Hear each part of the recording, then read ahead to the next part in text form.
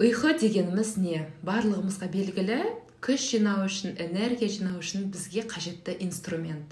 Түнгі ұйқы кезінде біздің ағзамыздан мелатонин гормоны бөлінеді. Бұл деген сөз, біздің күнделікті бетімізге жасарту мақсатында жағатын әртүрлі дәрімен қосылған кремдардан 10 есе артық. Екіншіден, біздің миымыз күні бойы жинаған қоқыстардан түнгі ұйқы арқылы ғана арылады, лимфа жүйесі арқылы емес.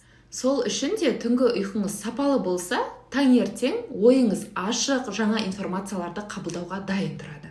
Түнгі ұйқыдан соң адамның эмоционалды, психологиялық деңгейі де жаңарады. Одан бөлек биологиялық сағаты реттеледі және де энергияға толып, аппетит ашылып, өзіне сергек сезінетін болады.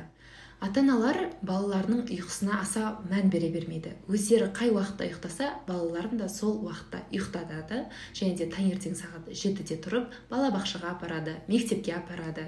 Бірақ бала бізге қарағанда ұйқыға 2 есе мәжбүр.